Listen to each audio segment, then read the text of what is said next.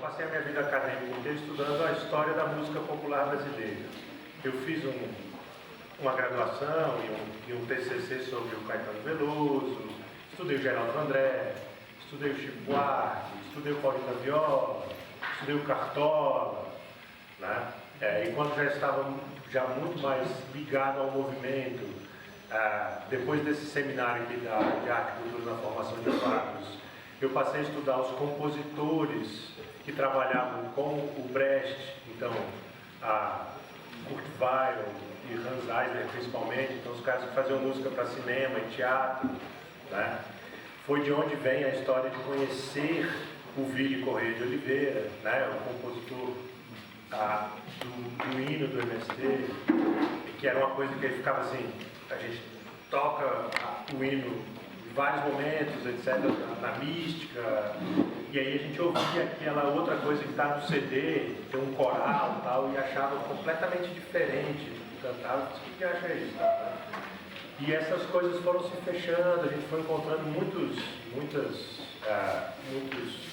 encontros aí, né? O Willy era um dos caras que estudava o Eisner, que é esse compositor que trabalhava com o Brecht, e que foi um cara muito importante na Alemanha para a música de agitação e propaganda e tal, né? Além de ser, aliás, exatamente por isso, né? Porque era um baita compositor, tá? Ele foi um cara pupilo da música de vanguarda mais complexa da história do século XX e tal. E tudo isso a gente foi descobrindo junto, nesses cursos, né? De maneira que, num dado momento, eu conversava com um professor de história da USP, estudioso da música brasileira, chamado Marcos Napolitano. E o Marcos Napolitano disse assim: Manuel, você está procurando um negócio, a gente podia chamar de música de barricada.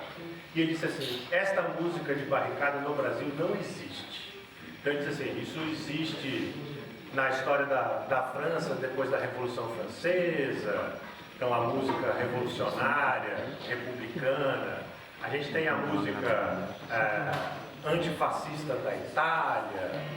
Ele deu vários exemplos. Ele falou assim: no Brasil a gente não tem essa música de luta, essa música de barricada. Ele dá o exemplo da Alemanha, é o principal, né? E eu, no contato com o MST, eu só pensava assim: eu acho que o Marcos está errado. Eu acho que ele tem algo que ele não conhece. E por que eu estou falando isso? Porque eu vou partir deste argumento que eu vou falar agora. A história da música brasileira ainda vai ser completamente recontada a partir da história da música produzida pelo MST, no MST. Então, essas coisas que foram acontecendo, essas pessoas que estão por aí e tal, né? E a gente conseguir dar a importância disso para a história da música brasileira, certo? Então, não é um episódio entre outros na história da música brasileira. A música produzida pelos movimentos sociais, tendo o MST talvez como seu o principal ponto, né? Esta música vai recontar a história da música brasileira de cabo a rabo. E isso é muito importante, não é pouca coisa. Significa que a gente vai repensar todas essas questões.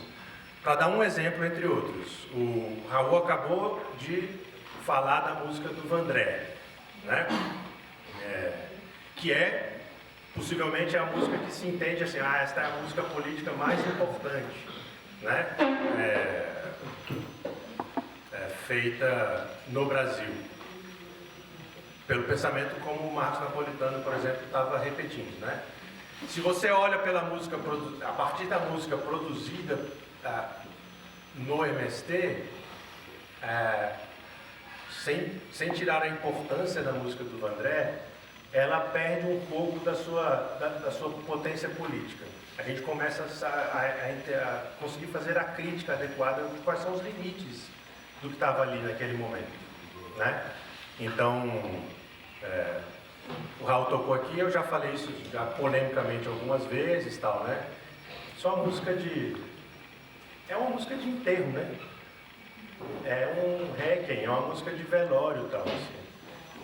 Está enterrando um movimento político, tal. Se a gente faz, é uma música de agitação, na época eu ficava cantando, caminhando e cantando, todo mundo morrendo, tal. É muito significativo para aquele momento.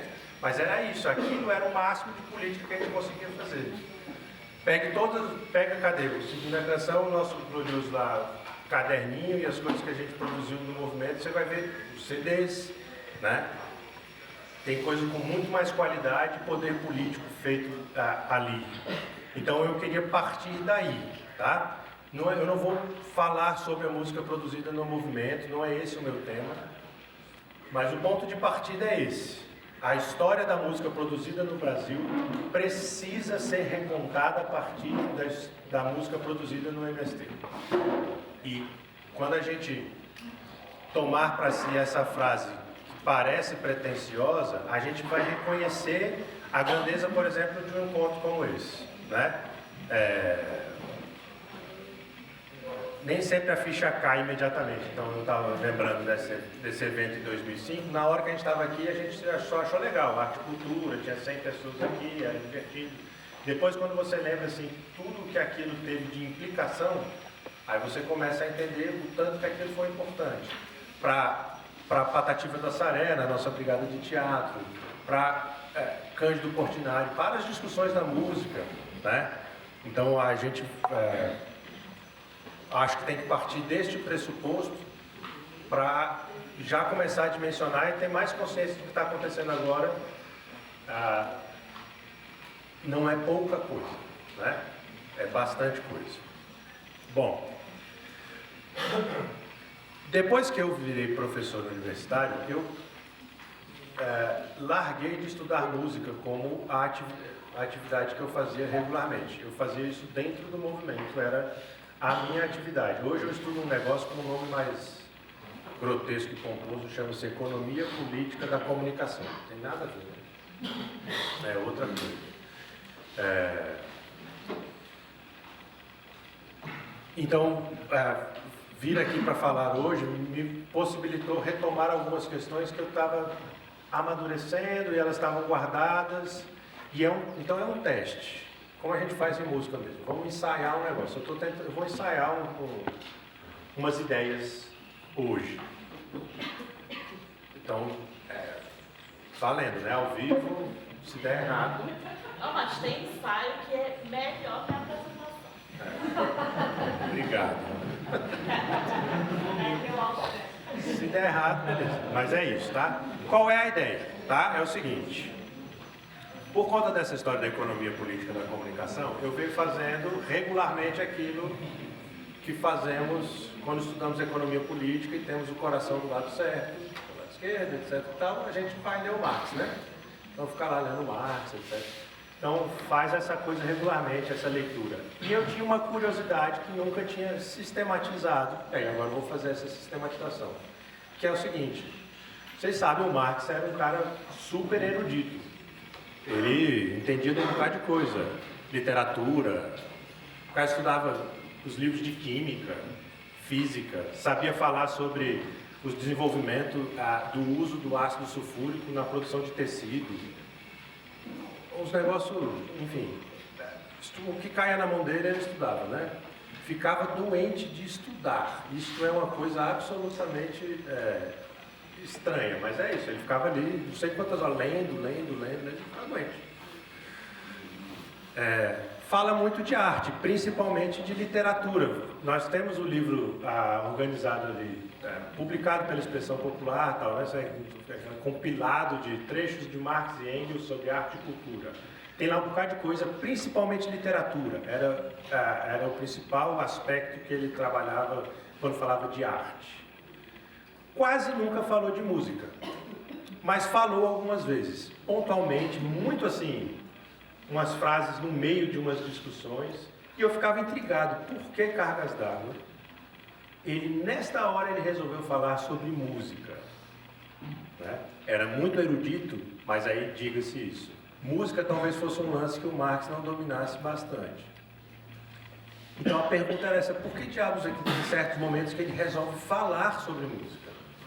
Eu então selecionei alguns trechos, vou pensar a partir destes trechos algumas questões que envolvem então a discussão de alienação, ideologia, acessibilidade, a formação, né, dessa acessibilidade como formação humana, sempre perguntando, que é isso, a gente lê e passa batido, né? Lê e fala assim, ele falou aqui de música, mas não interessa. Aí a pergunta é assim, mas por que nessa hora e não em outra hora ele resolveu falar sobre música, tá? Então vai ser sempre um pouco também tentando contextualizar o texto, o que ele está falando, por que aquele trecho está ali, e aí vamos fazer algumas discussões sobre isso. Aí vou fugir então do debate todo que o Raul fez agora, técnico, até porque, Raul, é sensacional, todo mundo que estuda música e tenta fazer um estudo técnico de música, sabe que é um sofrimento desgraçado falar sobre isso.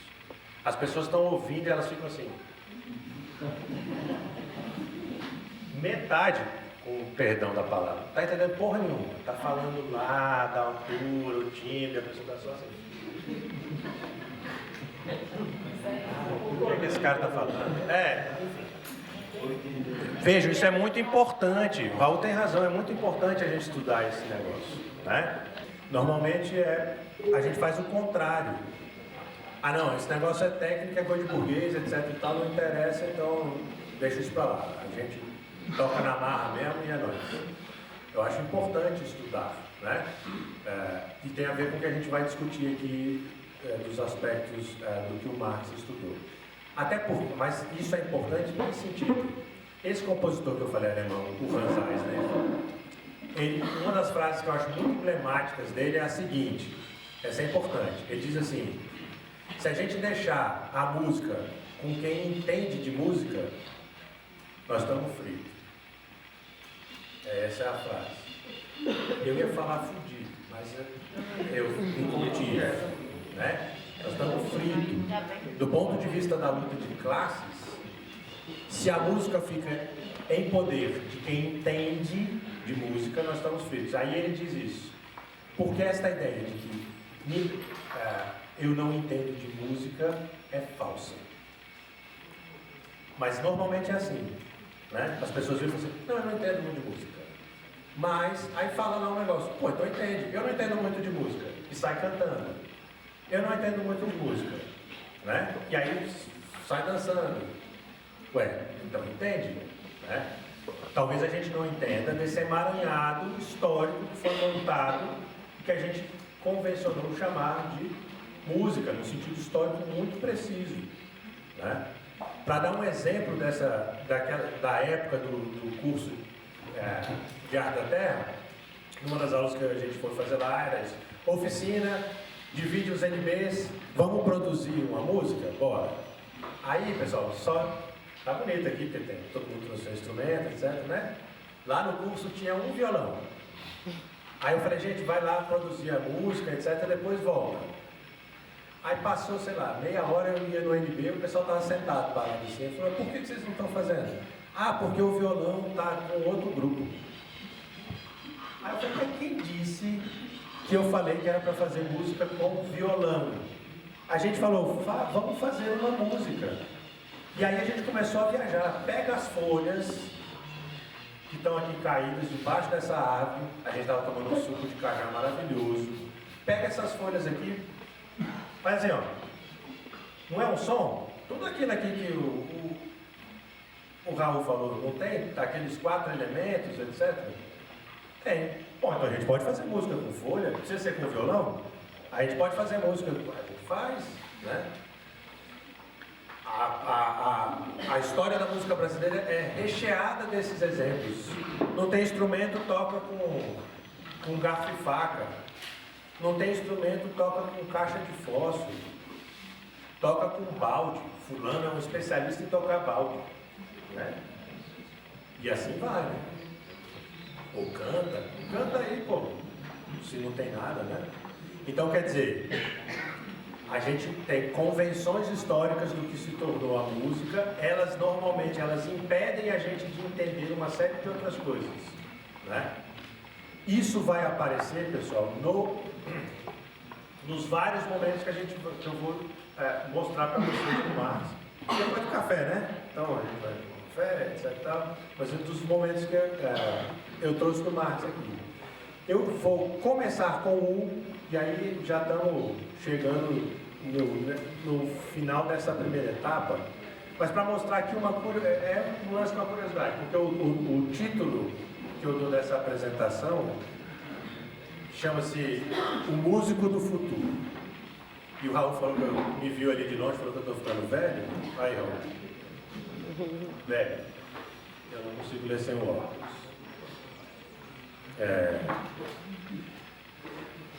Uma das referências que o Marx faz sobre música, olha que divertido. O Marx não entendia de música, mas se você pensar bem, a estrutura lógica do Capital é uma estrutura musical, tá? Ela é basicamente isso. Ela tem sentido, ela tem um desenvolvimento, né? É uma música, tá? Pensada como tal, né? Tem um argumento, esse argumento volta, né? Música funciona dessa forma, né? Raul estava fazendo aqui, não tem o diálogo, né? Turma do lado de cá, turma do lado de cá. Troca, volta, inverte. Então o Marx faz bastante isso. A primeira referência que o Marx faz sobre música, desculpa, é na seção 2, capítulo 4 do Capital. Né? Ele está no momento que ele vai discutir a transformação do dinheiro em capital e é um item específico sobre a compra e venda da força de trabalho. Eu acho que não é por acaso que ele faça referência sobre música exatamente no momento em que o trabalhador aparece no Capital como trabalhador. Se vocês lembrarem aqui da estrutura do livro do Marx, ele começa no primeiro momento discutindo a mercadoria. É um bichinho que está lá, a mercadoria. Então ele pega a mercadoria sozinha, depois ele compara uma mercadoria com a outra, depois ele compara uma mercadoria com várias outras mercadorias. E aí ele chega num trecho que é o fetichismo da mercadoria. Esse é o primeiro capítulo. No capítulo 2, ele diz o seguinte: tá legal, a gente falou da relação entre mercadorias, elas são trocadas, etc. Aí ele diz assim: acontece que as mercadorias elas não se trocam sozinhas. Elas não criam perninhas e não vão ao mercado se trocar umas pelas outras. Então aparecem os sujeitos da troca, que são os sujeitos que trocam mercadorias no mercado. Esse é o capítulo 2. Então essas pessoas aparecem e vão lá trocar mercadoria. Ainda não tem o trabalhador, tá? Ele não apareceu aqui. Depois, no capítulo 3, ele fala do dinheiro, que é onde ele quer chegar. Então ele fala da mercadoria, ele fala dos sujeitos, aí ele fala aqui é o dinheiro. Aí diz assim: parece tudo funcionar muito bem, as coisas estão em relação umas com as outras, elas se trocam entre si, etc e tal. Só que o capitalista ainda não arrumou um jeito de fazer dinheiro e dar mais dinheiro.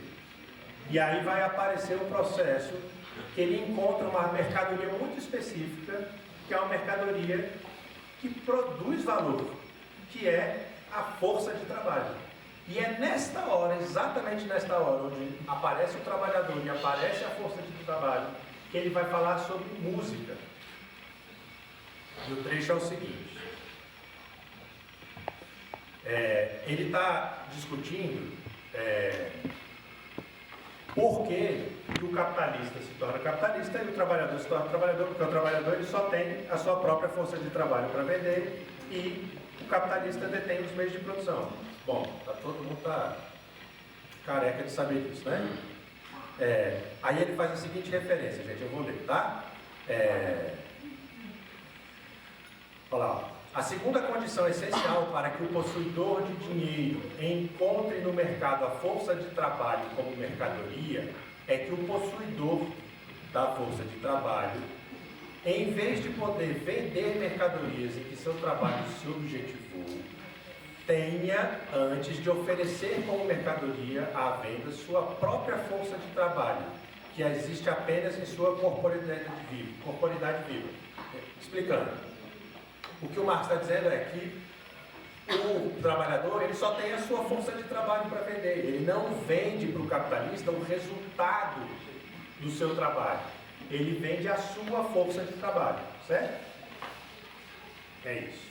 Aí ele diz assim: para que alguém possa vender mercadorias diferentes de sua força de trabalho, ele tem de possuir, evidentemente, meios de produção, por exemplo, matérias-primas, instrumentos de trabalho, etc. Esse é o capitalista.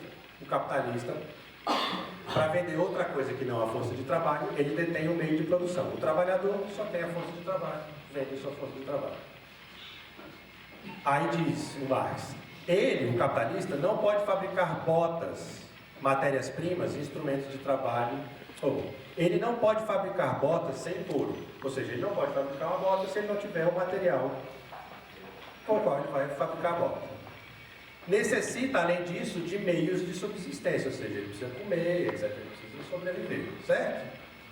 Aí vem, ninguém, nem mesmo um músico do futuro, pode viver de produtos do futuro, tampouco, portanto, de valores de uso, cuja produção ainda não esteja acabada.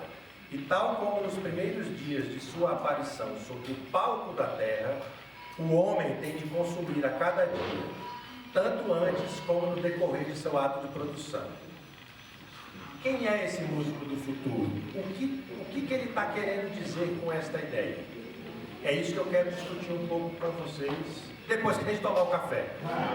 Nos manuscritos econômicos filosóficos tem um trecho. O grande debate dos manuscritos econômicos filosóficos é o debate da alienação, certo? A gente dividia, pensar a alienação aqui em dois momentos. Primeiro, a alienação no sentido mais elementar na formação do ser humano, então do ser humano como ser humano, é exatamente quando ele se, digamos assim, não é uma separação, né? Mas ele olha para a natureza desde fora. Ele fala, eu sou um ser humano e aquilo é a natureza. Né? A gente fala isso, é o ser humano e a natureza, como se o ser humano e aquilo que o ser humano produz, né? A cultura, etc., fosse algo fora da natureza, certo? Então esse é o primeiro processo de alienação, a gente se desidentifica com a nossa própria aspecto natural. Nós somos, eu falava isso nas disciplinas lá do Arte da Terra, e o pessoal ficava assim, nós somos bicho, aí o pessoal ficava assim, bicho não, porque bicho é uma palavra muito pesada, né? Mas é isso, né? Nós somos bichos, nós somos animais e tal, né? Mas exatamente isso, a gente se olha para fora, como se, não, eu sou outra coisa, eu sou um ser humano, os animais, os bichos são aquelas outras coisas ali. Então esse é o primeiro momento de alienação, né? Então, portanto, tem o ser humano e a natureza, logo a gente produz cultura. Então esse é o grande debate do Marx. Vejam bem que ele está dizendo em última instância que a cultura é um estágio, isso é meio pesado, mas é isso, a cultura é um estágio de alienação. Tem algo de alienação nesse processo. A cultura, ela costuma aparecer como algo que nos coloca fora da natureza.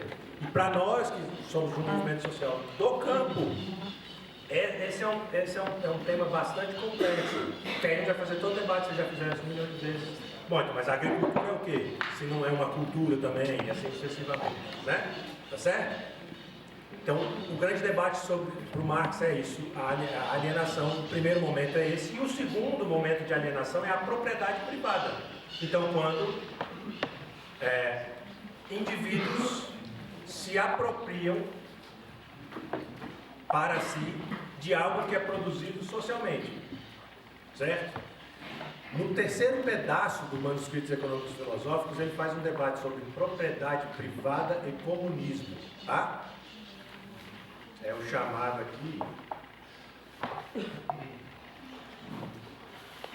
caderno 3, ele vai falar propriedade privada e trabalho, etc. Ele fala propriedade privada e comunismo, ou seja, tá, então como é que a gente vai superar esta alienação? A superação da alienação tem a ver com o comunismo, certo? E é aí, na discussão sobre a superação da alienação, ou seja, na construção do comunismo, que o Marx cita a música. Então, assim, não é uma citação ao acaso.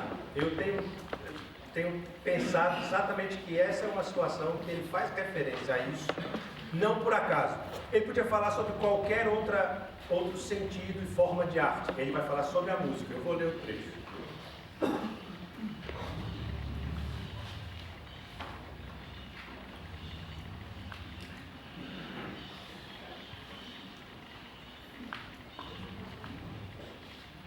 Tá. Que é o seguinte, vejam bem, o que ele está querendo, o que ele vai desenvolver aqui, tá? Eu falei dessas histórias da alienação e tal, ele está dizendo assim, para um ouvido não educado musicalmente, vai aparecer um som lá que a gente chama de música, e este ouvido não educado musicalmente não vai achar que aquilo é música, ele não vai achar que aquilo é nada, aquilo é um barulho como outro qualquer. Então ele está dizendo assim, que precisa existir um processo em que a gente humaniza as dimensões que o Raul trouxe aqui, dos elementos dos sons, né? Enfim, os 4 elementos dos sons, é uma discussão física, né, pessoal? O Raul ficou aqui brincando com a corda, não sei o quê, é um elemento físico. Então ele está dizendo, a gente precisa humanizar aquilo, ou seja, transformar tudo aquilo que é física em música, e aí diz, ao mesmo tempo, a gente precisa objetivar o que está no sujeito, ou seja, aquilo que foi transformado, foi humanizado, tem que voltar para a cabeça das pessoas como música, tá? Aí o trecho é o seguinte, tal como só a música desperta o sentido musical do homem, tal como para o ouvido não musical, a mais bela música não tem nenhum sentido, não é nenhum objeto, porque o meu objeto só pode ser a confirmação de uma das minhas forças essenciais. Portanto, só pode ser para mim, assim como a minha força essencial é para si como capacidade subjetiva. Tá vendo? Então ele está querendo dizer exatamente isso. Olha, só é música se ela confirma, né? Então se tem uma relação de reciprocidade, ela confirma algo que é meu. Todo o processo de alienação da gente com relação à música é transformar isso, que é uma produção humana, para ser meio apelão. Pegando um exemplo recente, sei lá, a última cantora de sucesso, da Luísa Sonza ao Beethoven, tudo isso é produção humana. Só que tem coisas que para nós aparecem como música e tem outras que aparecem para nós como se não fosse nada, certo? Então o que ele está querendo dizer é, a gente precisa tornar aquilo algo que é nosso. Quando não é, é um estágio de alienação, é retirado da gente esse processo. E ele termina esse trecho dizendo, a formação dos 5 sentidos é um trabalho de toda a história do mundo até hoje.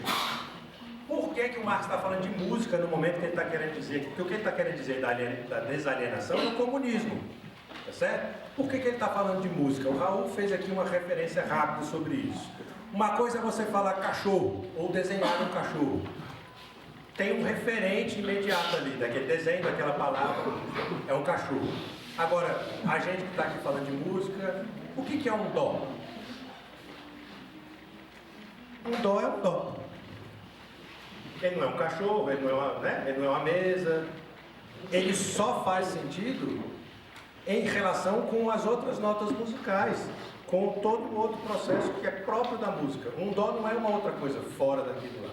Ele, primeiro e antes de tudo, ele é um som em relação com outros sons, que é o que faz a gente tocar os acordes aqui, eles ficarem bacanas, etc e tal, né? Então, este processo, que é o mais abstrato possível, é a produção humana mais... Ela não tem referência imediata nenhuma, isso não é um cachorro, não é uma chuva. Fomos nós que inventamos isso, um dó. Não está, por mais que a gente fale das frequências, etc., isso não está dado imediatamente na natureza, fomos nós que inventamos esse treco. Então, quando o Marx está fazendo referência à música na hora do comunismo, é porque ele está falando o seguinte, aquilo que é a produção humana, talvez seja a mais impressionante, é a música.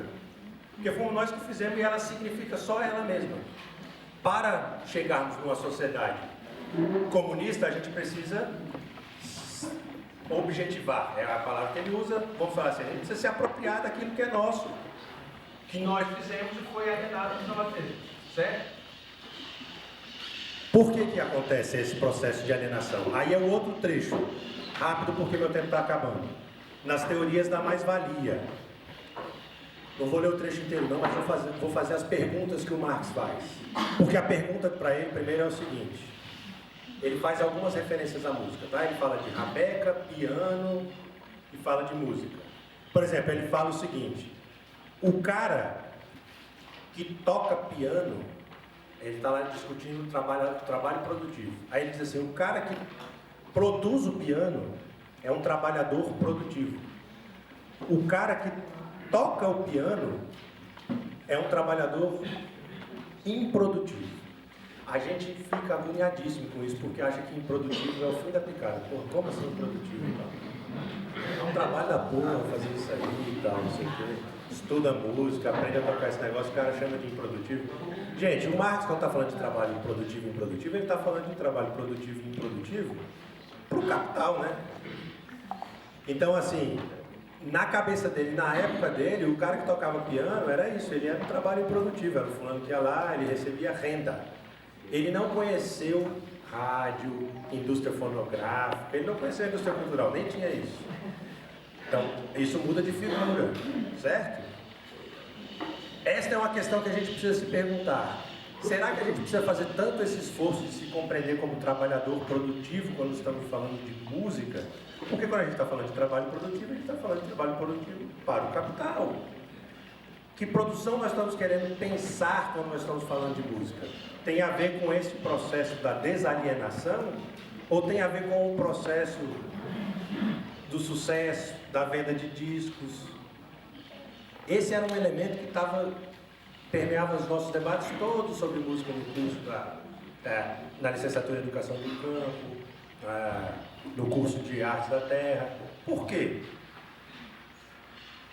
Basicamente, lembra que eu falei, a gente vai recontar a história da música a partir da história da música produzida pelo MST, certo?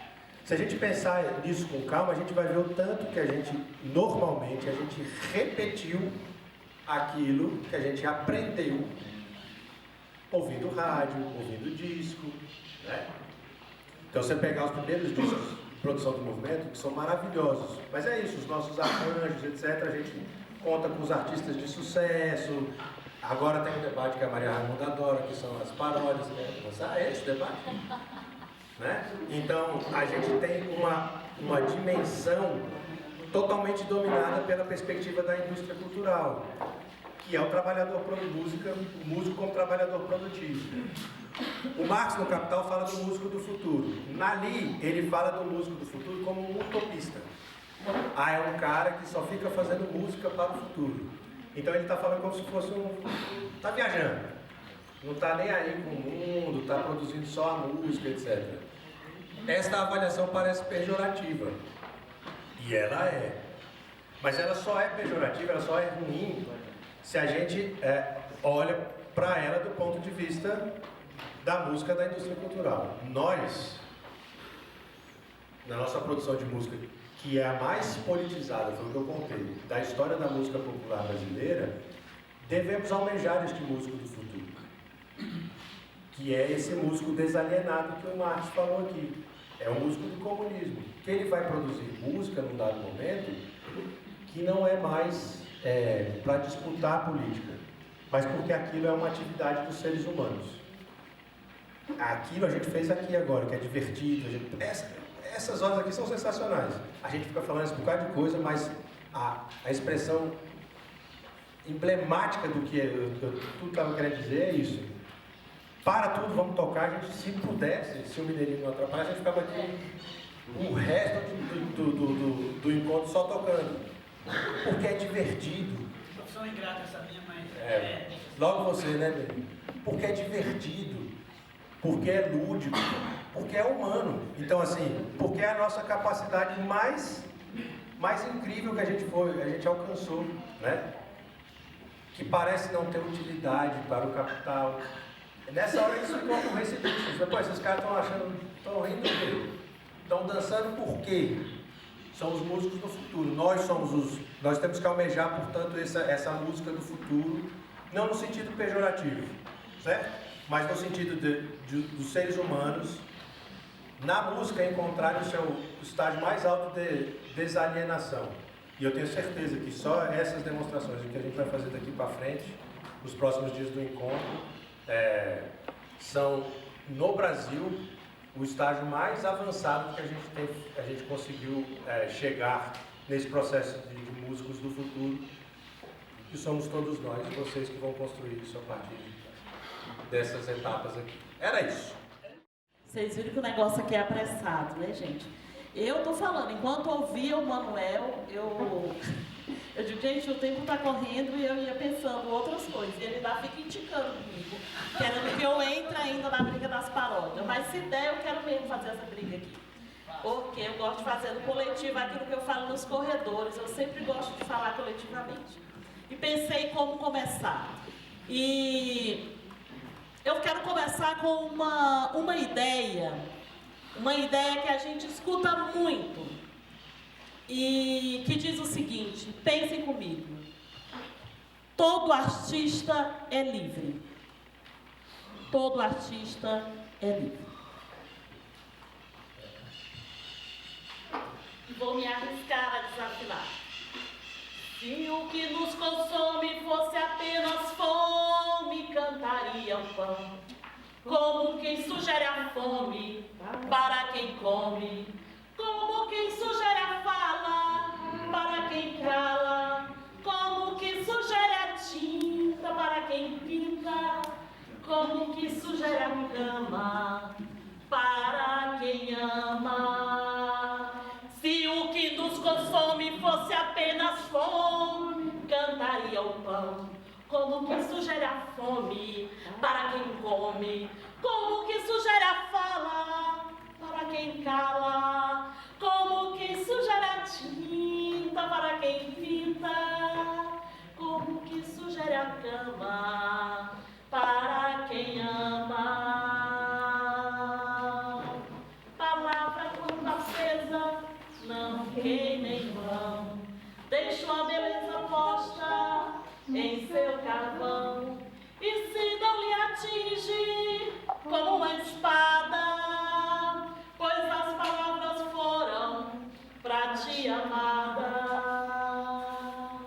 pra ti amada. Uhul. Eu gosto muito dessa música para falar desse tema, né?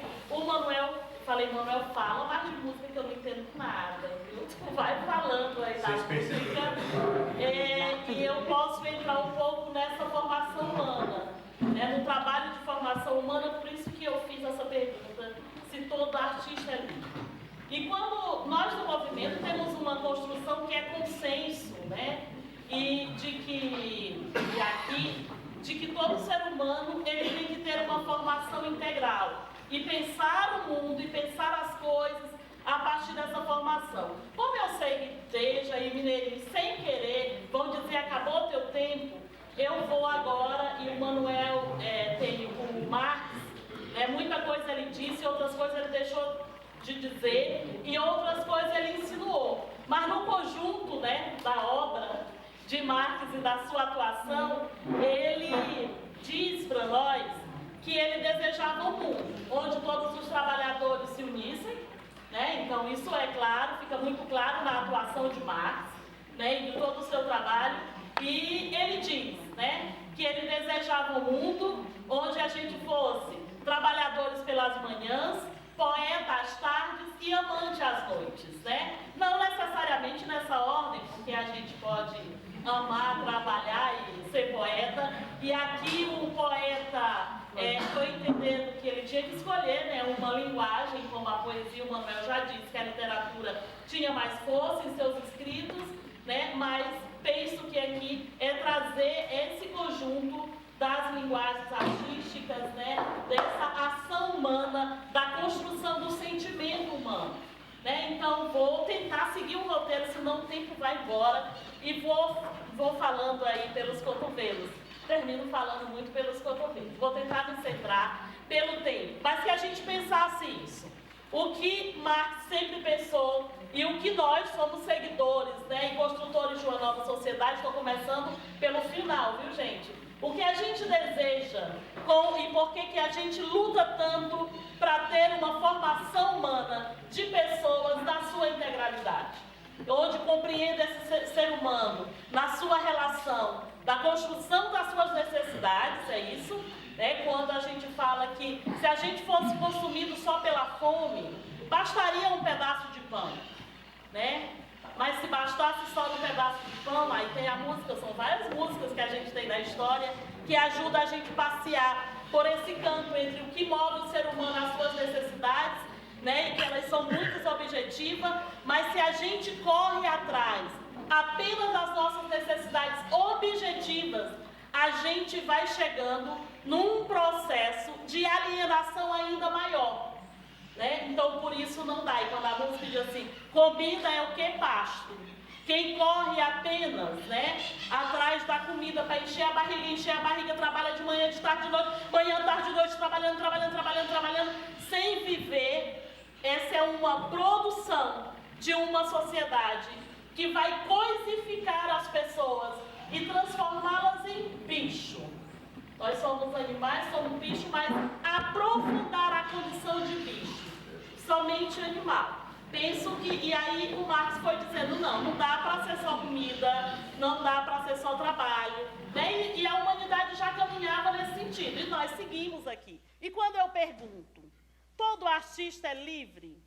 De verdade, a gente consegue pensar a liberdade nessa condição, pensamento, aí eu digo, gente, tem artista, aí eu vou meter a minha mão em algumas feridas também.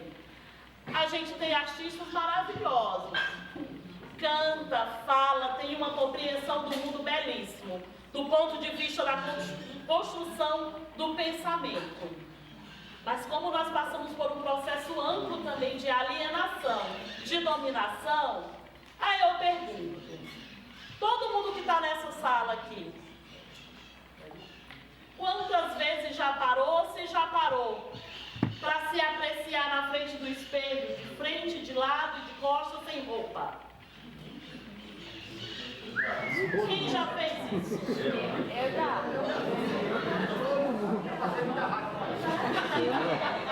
Exatamente. Porque eu estou começando tudo no final, para não cortar o meu tempo, é que eu queria perguntar. Porque às vezes quando a gente fala de liberdade, eu estou perguntando e vão pensando, e eu vou morrer um pouquinho mais sem abrir agora para o debate, porque eles me disseram que vão abrir aqui para o debate. Só se vocês quiserem. Pra gente, é porque às vezes a gente fala, o artista é livre, será que é mesmo?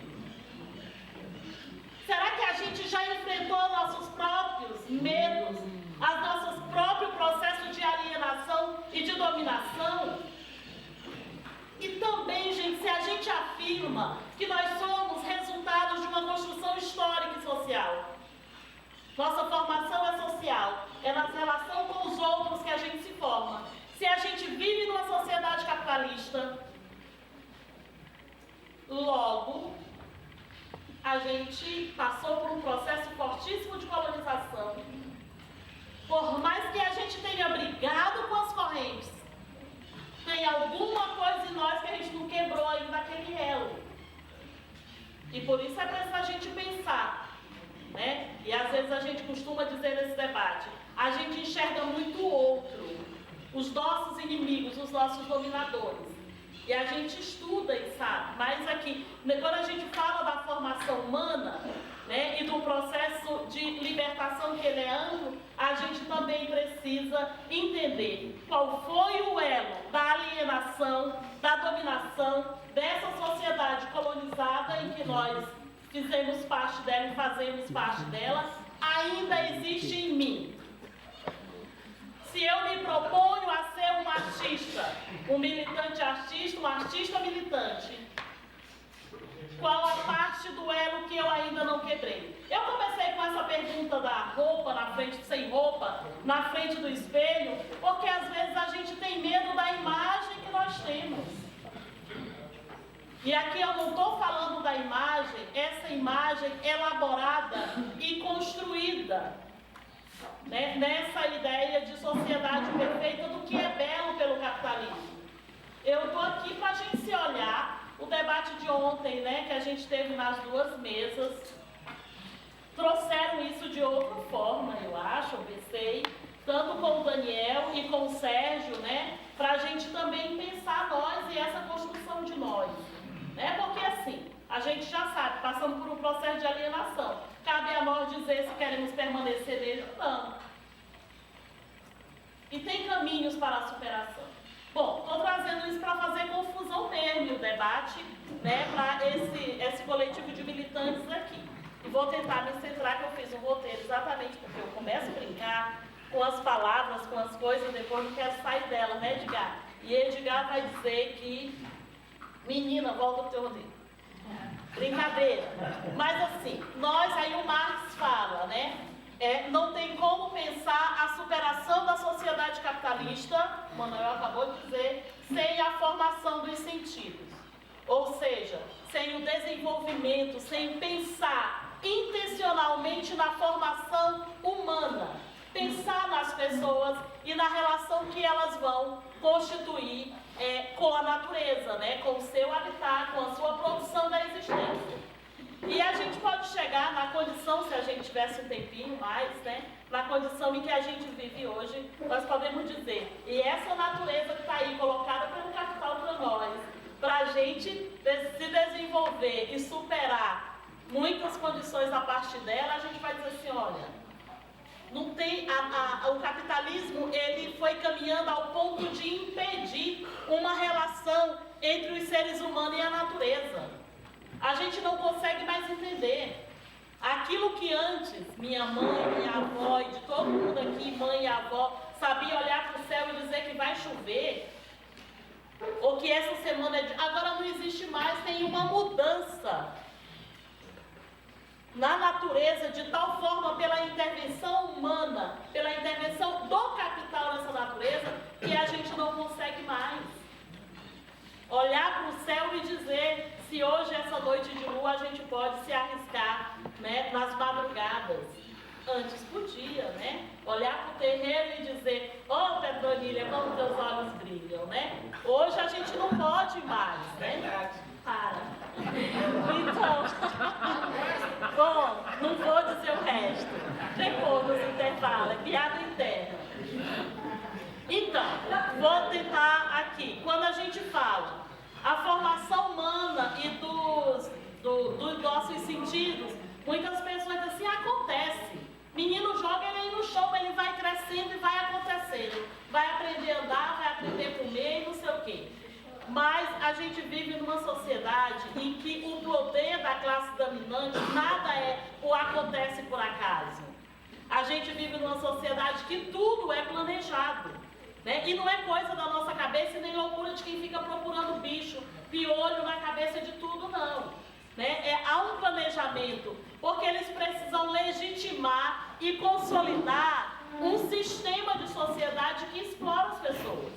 Então, tu tem aí a nossa formação por isso, não é porque a Luana quer, que ela diz, ai gente, é porque eu sou mesmo, nasci assim, vergonhosa.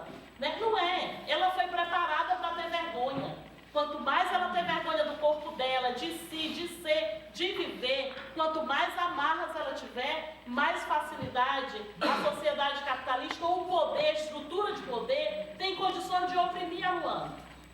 Né? Então a gente tem essa estruturação. Então o poder da classe dominante, ela vai formando e conformando a nossa consciência. E a gente passa a repetir, inclusive, ideias que são delas. A nossa consciência social, que é esse processo de alienação. O Manel já falou bem, não vou nem entrar nisso. Anotei aqui só para a gente não esquecer. Mas essa formação da consciência social passa por um processo permanente de alienação. Alienação do outro e alienação de nós mesmos. Porque às vezes a gente pensa que estamos resolvidos, que somos militantes do MST. Aí porque eu sou um artista popular e estou resolvido. Será? Vamos lá.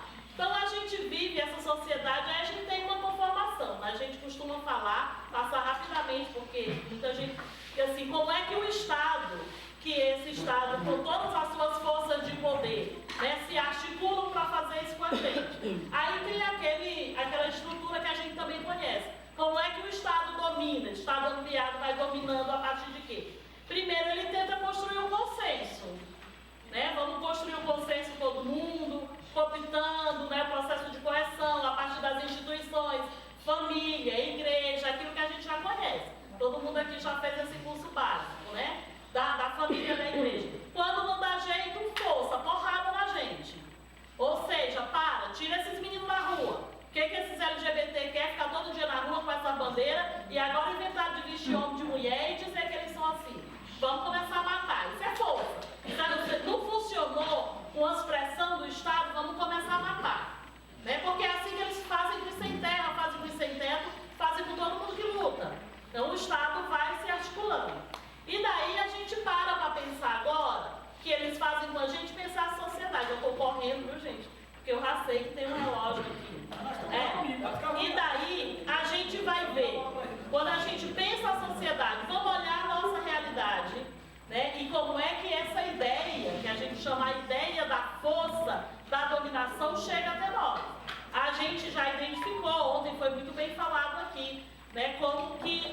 fortes marcas do conservadorismo, autoritarismo e da exploração.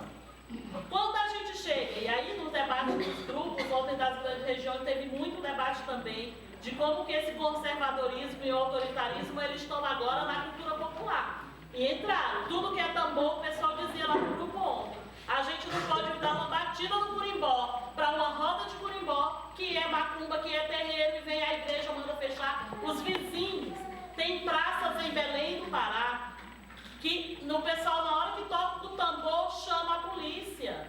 Os vizinhos, porque está incomodando, porque tem gente doente, porque tem não sei o quê, aqui tem um hospital perto. Mas por que é só com tambor? É a batida dos grupos que se reúnem nas praças. Então, assim, e na exploração? A gente vive, o processo de exploração e de alienação, ele é tão danoso para a nossa sociedade que o que ele faz? Quais são as ideias que mais reforçam a exploração em nosso país? E no mundo capitalista, né? É o quê? Você alarga o futuro, e aí não é a música do futuro, viu? Aqui há um alargamento da vida futuro para as pessoas e um estreitamento do presente.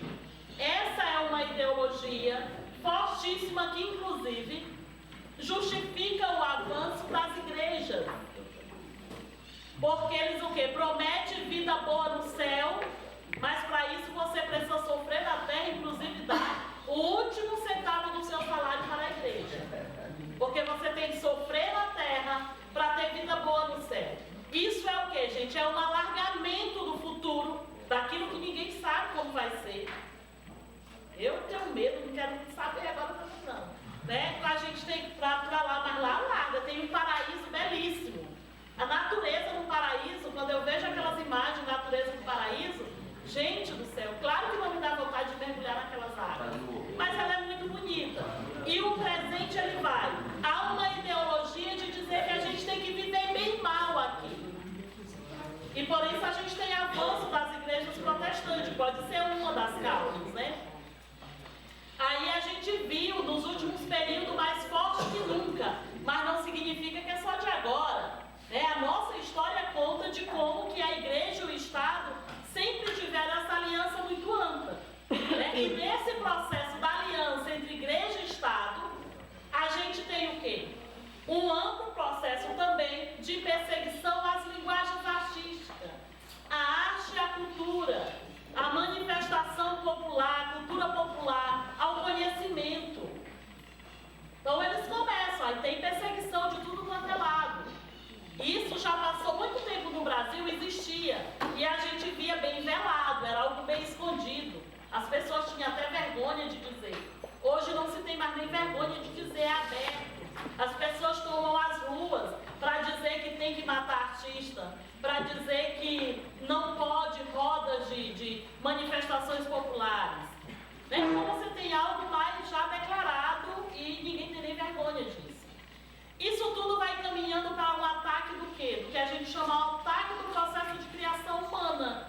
Né? Ou seja, tem uma intencionalidade em barrar os nossos processos criativos, em barrar o desenvolvimento dos nossos sentidos. Né? Então vai barrando, vai produzindo relações de ódio na sociedade e depois vai criando confusão, que ninguém sabe mais o que é certo, o que é errado, e se eu devo ou não devo criar e como que eu devo criar. Isso vai gerando uma confusão muito grande e a correria vai aqui. E isso vai deixando o quê? Para a gente pensar.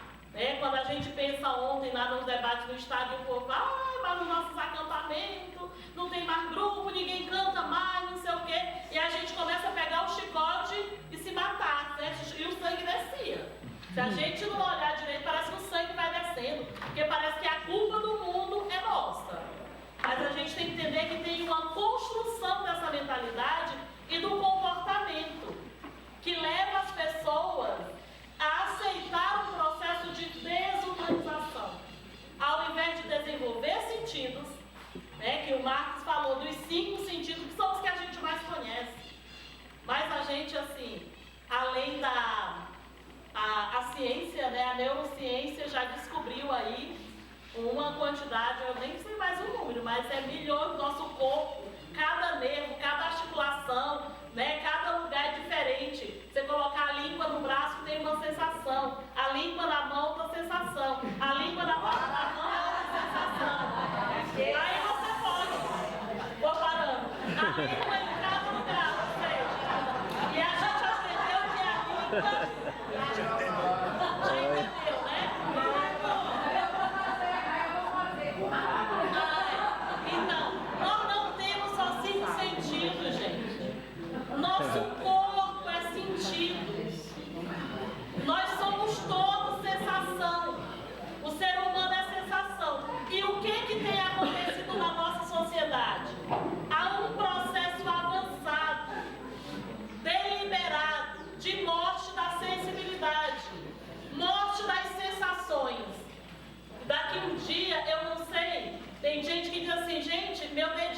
capoeira. Eu digo, opa, fez muita coisa. Não, é só de passar assim, ó. Passar no celular. Olha aqui o processo de codificação. É um dedo que dói, chega a doer, de tanto você ficar ali. Passa pra cima, pra cima, pra cima. Porra, vamos usar esse dedo. Né? Só nisso, numa única ação, que é passar na tela do celular. Esse dedo aqui, a nossa juventude não é mais convidada a usar esse dedo para passar página de livro. Entendeu? Não é usada mais para passar página do livro, é só para passar a tela de celular. Então, isso é a morte da sensibilidade. Ela vai atrofiando os nossos sentidos, né? Com um trabalho bem deliberado. E aí, ele vai causando, e aqui nós estamos entre militantes. Quantos militantes, quanto tempo faz tempo que pega um livro para folhear? Para sentir o cheiro, para ler uma poesia, né? Para aprofundar um pouco, ver se o que o Manel falou aqui do Marx está mesmo lá, né? Porque depois a gente tem que conferir, vai que o Manel inventou, porque tem gente que inventa, eu conheço um povo inventivo. Então, e os trabalhadores, né? E aqueles que estão, nós estamos aqui no meio dizendo que somos artistas. A gente está passando por um processo de morte da sensibilidade. Tu imagina um trabalhador que não ouve música, não tem tempo de ouvir, não sei o quê. Então a gente vai ter esses trabalhadores cada vez mais insensíveis e conformados com a sua condição de opressão. Então a gente vai passar. E aí esse processo de desumanização, na música, por exemplo, eu vou avançar e trazer para as artes no geral. Mas ela é uma ação cruel da indústria cultural que a gente também tem falado. Aí eles criaram uma indústria para melhorar. Ah, o povo gosta de música. Olha, lá na minha comunidade tem um grupo, toda noite eles reúnem para cantar, para tocar. Aí esse mesmo capital ele vai pensar, pois então, se gostam de música, música eles terão. Gostam de violão, de batucada, eles terão. Só que eles vão construir um processo de alienação dos sentidos a partir da música, disso que a gente gosta. Aí eles começam a fazer a gente, né, um trabalho deliberado para a gente perder a capacidade de pensar, de ouvir, de falar, de olhar e de sentir. Quando você vê as músicas repetidas, repetição, músicas fáceis demais. Isso é crueldade da indústria cultural e desse projeto que está aí, que vocês sabem disso melhor que eu. Isso nós chamamos, gente, tem gente, e aí nós temos uma turma, Manuel, muito na universidade. Eu disse, porque vocês vivem falando em luta de classe, tá bom, chega. Luta de classe de novo, não tem como, gente, isso é luta de classe. Tem uma luta que deve ser estabelecida. E se ela está em processo de descenso hoje, cabe a nós fazer um grande movimento de formação da sensibilidade da classe trabalhadora, porque quando os trabalhadores sentir, né, eles sentir que tem desejos, que tem vontades, que tem outras fomes. Quando sentir que tem outras fomes, essa classe trabalhadora perde a paciência. Aí a gente vai fazer o enfrentamento dessas classes. Com o que a gente tem de melhor, porque nós temos capacidade de produzir. Nós temos capacidade de produção. Nós temos capacidade de difusão. Né? Então, assim, como é que a gente chega nas pessoas? Agora é preciso enfrentar. E aí, na luta de classe, ela é uma disputa. E eu vou entrar aqui, porque o Manel indicou, eu ia até pular essa parte. Não tem como nós, que temos consciência social, fazer essa luta abrindo mão de qualquer categoria. Nós temos que fazer essa luta. Aí, quais são os conceitos que a gente traz para o nosso debate? Aqui tem que ter conteúdo. Qual o conteúdo da nossa luta? Né? Que conteúdo vai ter a luta de classes aqui, definida por esse encontro de música? Mas também qual a forma que nós vamos defender? E aí, qual o método que nós vamos fazer? A luta de classe, a disputa tem que ter conteúdo, forma e método. E a briga das paródias aqui, eu vou te dizer, sabe, Manel? É porque às vezes a gente fala, basta compreender o mundo, ter consciência dele, interpretar, né, que a gente vai construir a transformação. Lê do engano. A gente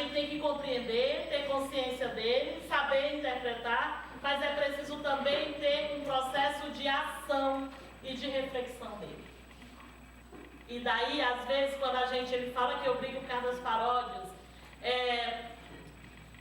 talvez elas tenham ajudado muito em alguns momentos em mobilização com a juventude.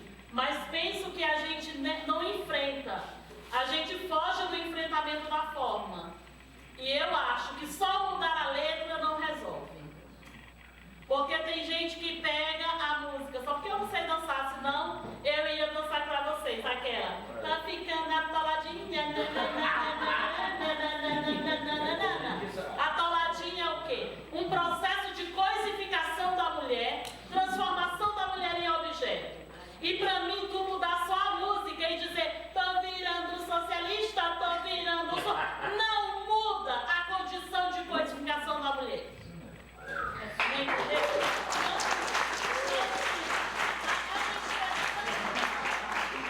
A gente precisa enfrentar. É conteúdo, é forma e é método. Porque senão a gente vai querer botar um conteúdo nosso numa forma do capital. Não funciona, minha gente. Não funciona. Isso é alienação. Isso é dizer que nós já chegamos a um estado avançado de adestramento. Perfeito.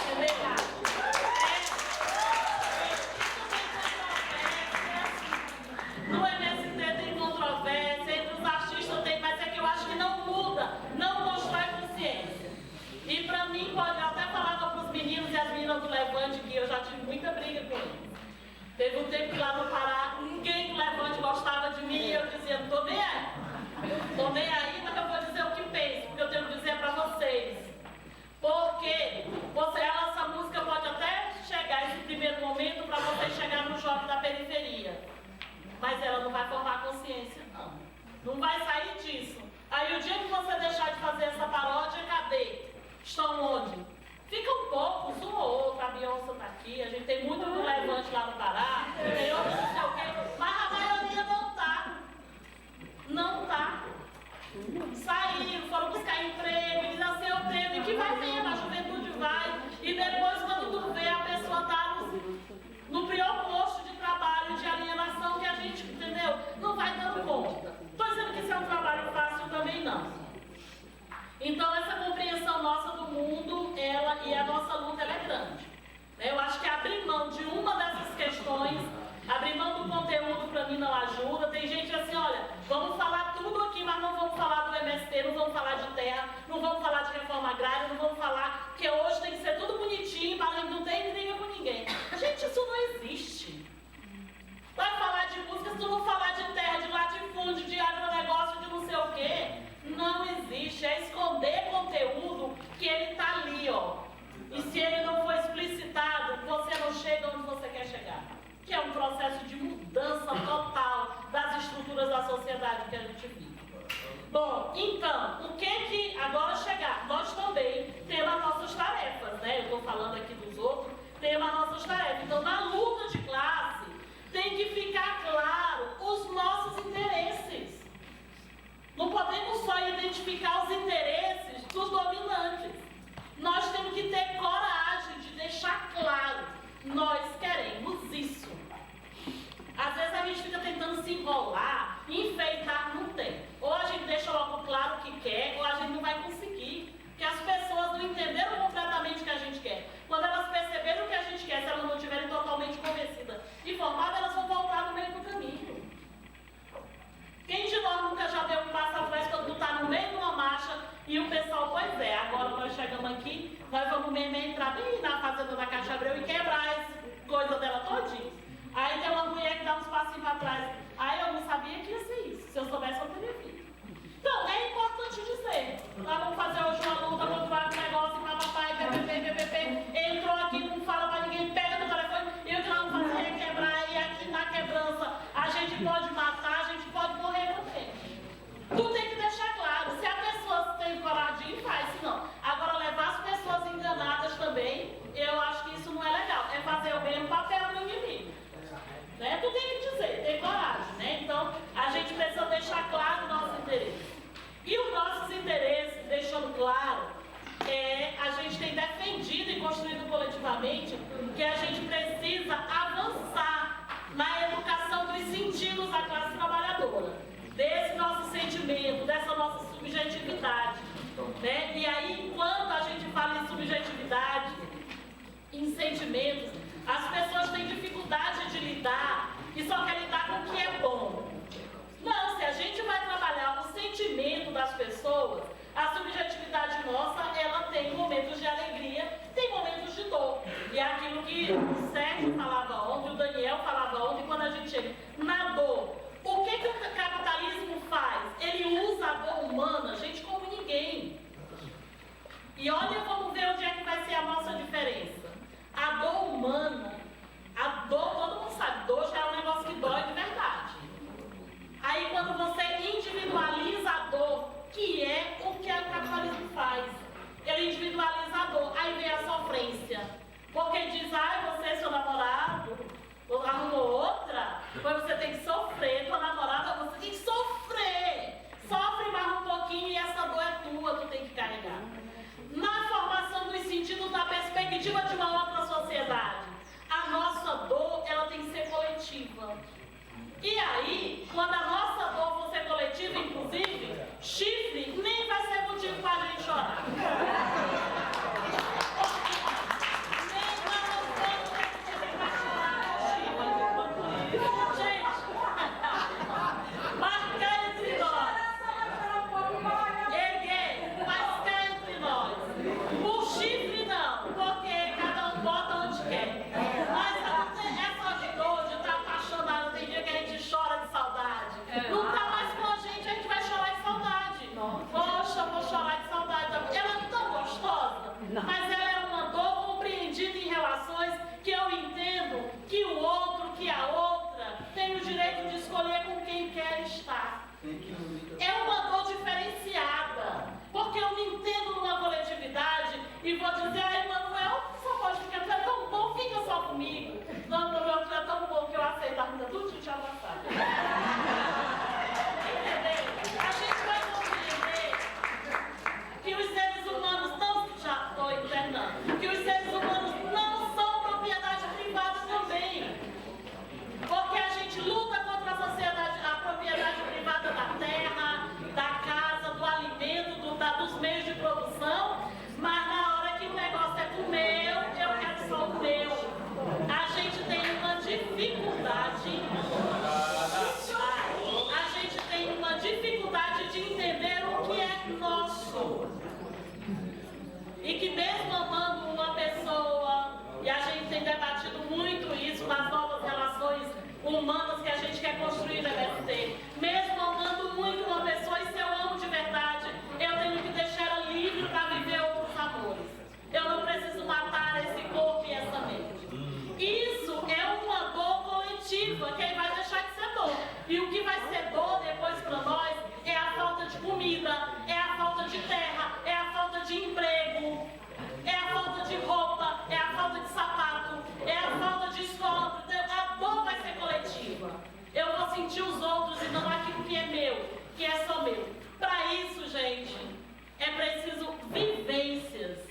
Nós precisamos impulsionar vivências. Tudo isso a gente vive. E viver esse novo é rasgar a nossa própria carne. Aqui é nos rasgar. Nos rasgar para nos enxergar, mas nos rasgar para dizer o que tem dentro de mim que não é meu. Que ela foi colocada aqui. Pegaram a minha cabeça, meu corpo e botaram esse jeito de ser. Então aí, para isso, né, a gente tem que impulsionar momentos de rebeldia, de ousadias. E a arte, a cultura, ela é esse espaço. Mas a luta também, o enfrentamento, ela vai estar presente. Entendeu? Assim, como que a gente vai se fazer? Daí, o desenvolvimento dos sentidos, ele vai aproximar a classe trabalhadora da compreensão da realidade. E vai também desenvolver a capacidade de projetar futuro aqui no presente. E não só aquele futuro depois que a gente vai para debaixo da terra. Então, assim, nós precisamos superar o processo de alienação, né, que essa ideologia dominante colocou em nós e coloca em toda a sociedade. Ou seja, são as ideias que colocam e a gente aceita como nossa. A gente precisa superar a nossa visão colonizada do mundo e de nós mesmos.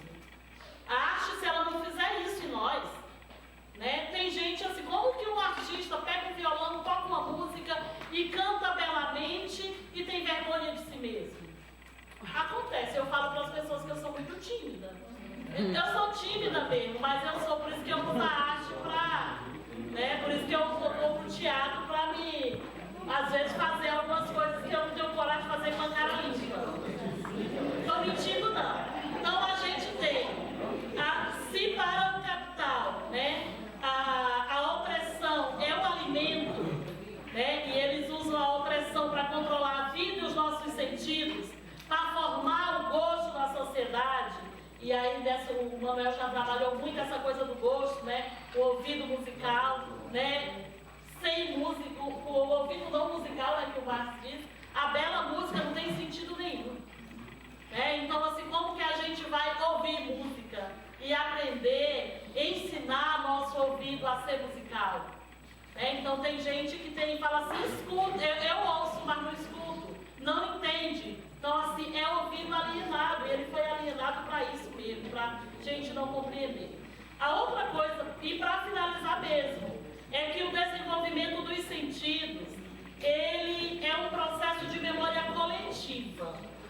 Não tem como desenvolver os sentidos, que é esse processo da criação, do desenvolvimento, do trabalho, das relações sociais que a gente tem.